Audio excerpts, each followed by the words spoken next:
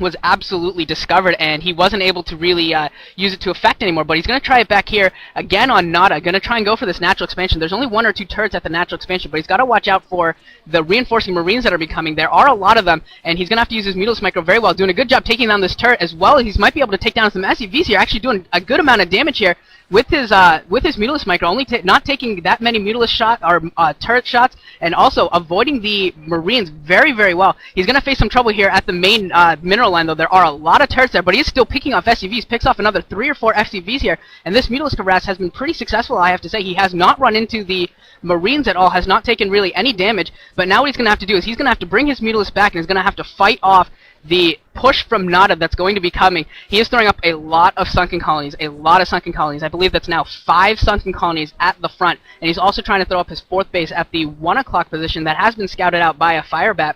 But it's going to be absolutely essential that Savior manages to keep these Marine numbers low and tries to pick them off while they're in transit and kind of separated. You can kind of see how some of the Marines are off to the top or the bottom, and what he really needs to do with his Mutalisk is just pick off anything that's not near a medic and just keep those numbers low. And if he's able to keep those numbers low, he will have the time it takes in order to transition into whatever further build he wants to do. But it looks like he's not really comfortable right now. It looks like he's prepping to build even more sunken colonies, and this could be a kind of a big hurt to his economy if he uses this many drones just on sunken colonies. That is a huge investment for him that's not going to be going into resources, and it's not going to be going into military might either.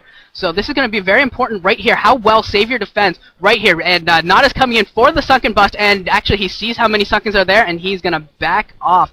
That number is just too much even for that force, but that is a ton of Mutalisks for Savior going back into Nada's base, and this could actually be very devastating to Nada. His Marine forces are not at home, and actually both players looking like they might be able to do a lot of damage to each other as Nada moves up the ramp into Savior's 3rd base. So I'll let HD come in here and commentate this next battle that should be coming up any second now.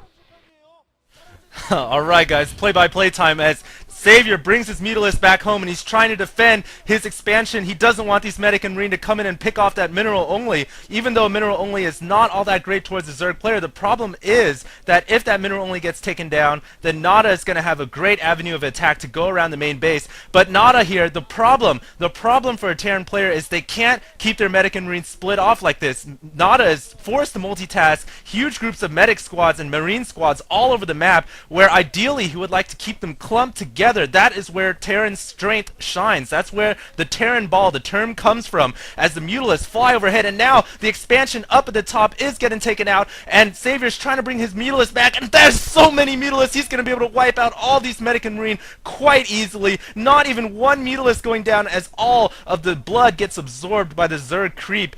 And wow, there's just huge balls of Medic and Marine all over the map. But what Nada really wants to do is consolidate those into one powerful group and make a push. The nice thing, though, is Nada has opened up multiple ways to attack. He can go up that temple that he broke earlier, or he can try to barrel down that sunken up natural expansion, or alternatively he could try to finish off this 4th expansion, which I think he will do. But going eye for an eye, Savior is going to go for the natural expansion of Nada, and Nada here is in a lot of trouble. All of his SCVs are available to be picked off. There are no turrets there. All of them have been picked off as well, and the Mutalisk here using that ridge to great advantage. That is one thing about Medusa and Neo Medusa that Zerg players can use very well with Zerg Mutalisks, and those Mutalisks now are coming in and they're taking out all the SCVs. All the SCVs, the remaining ones, must flee to survive, and the command center now will get taken down by Savior's massive Mutalisk. That is Savior to the max, going for his 3-hatch Mutalisk build, and then just pumping out Mutalisks non-stop, not going for anything else. And now this is going to be the critical counterattack for Nada. Nada's trying to take out that Mineral Only up at the top, but Savior's just got so many sunken colonies everywhere that this is absolutely ridiculous. I've never seen this many sunken colonies versus just straight up pure Medic and Marine. But with the Mutalisks coming in from the air as well, I think that is going to be it for Nada. Nada has just suffered so many casualties thus far that I don't see how he can come back in this game with all these Mutalisks still in the air, unless he gets some science vessels like right now. It's not looking good for Nada at all, but we'll pass it on to Frank to finish this off.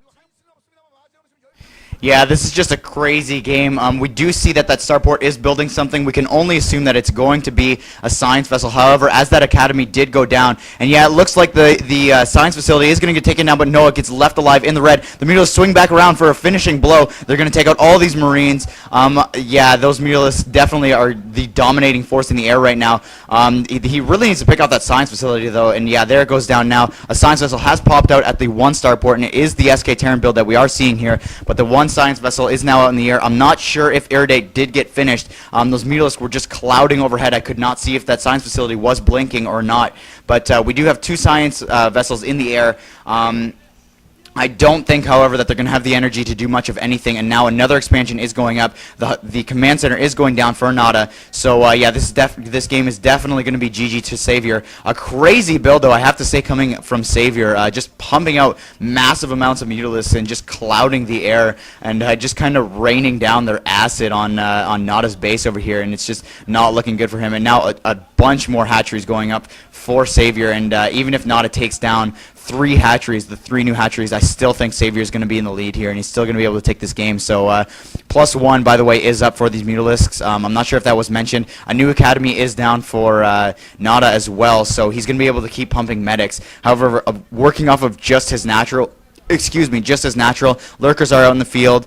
Yeah, I don't think Nada's going to have much of an avenue back into this game. Supply depots are even going down now, and I think that's at least a control group and a half of Mutalisks. So no matter what Nada, I think anything that Savior throws at Nada right now, he's going to be able to win this game. And yeah, now going for that, through that back avenue there, through the temples, I definitely think that Savior can win this any way he feels like it. And I'm assuming back at Savior's base, I can only assume that Hive Tech is going to be going up soon, and Defilers, Ultralisks, whatever he chooses to go. Like I said, it's going to be a winning tactic. So, Deja Vu, you want to wrap this up?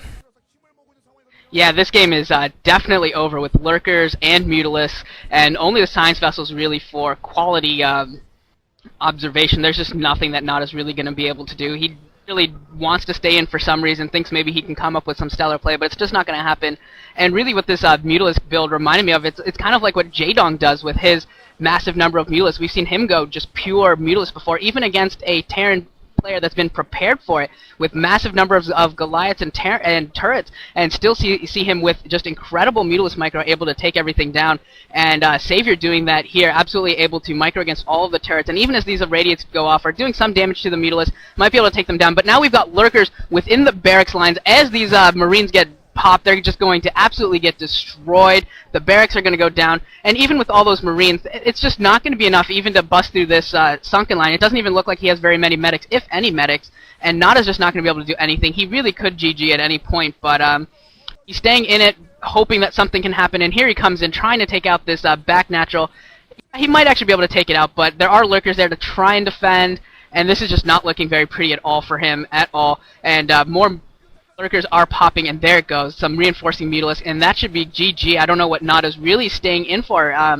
Otherwise, maybe he wants to see Defilers and Ultralisks before going down or something, but he really is only mining off of one base that I can see, unless he's got another hidden expansion that I don't know about. He is so done and just staying in for really just for fun. Okay, I didn't think it was going to come back to me, because I really thought Nada would have GG'd by now. But somehow I guess Nada does clear off the remaining Lurkers that were underneath his barracks, underneath his reinforcing barracks. He's trying to clean them out. Oh, okay, there's the GG. And Savior takes it! Savior takes it! He goes up 1 against Nada! Wow, that was a really, really good game, and I gotta say, I really like Savior's build order. I really did. It was a crazy just pump Mutalisk and plop down sunken colonies to deal with the medic and marine as the game approached the middle game. Just get some Lurkers and clean the house, mop the floor with Nada, and I really like that. Any closing thoughts, guys? Not much really. I would like to say, other than I think Savior is a little bit more practiced than Nada is. We haven't really seen Nada around in too many of the Pro League games or anything like that. So I guess we could have seen it coming, but an epic matchup nonetheless, an epic rivalry, and a pretty epic game with some really strange build orders coming out. But regardless, a sweet game nonetheless, and it was really fun commentating with you guys. Yeah, it was a lot of fun. About the only thing I would like to say to finish this off is that we have as commentators, we do have a tendency to criticize Zerg players for throwing down too many sunken colonies, but in this game, Savior proved us wrong and showed that throwing down a lot of sunken colonies does have its advantages with the proper build order, and I think that was very impressive by him. I had a great time casting this game with you guys. I hope everyone enjoyed it. This is Deja Vu, Frank, and HD StarCraft all signing off.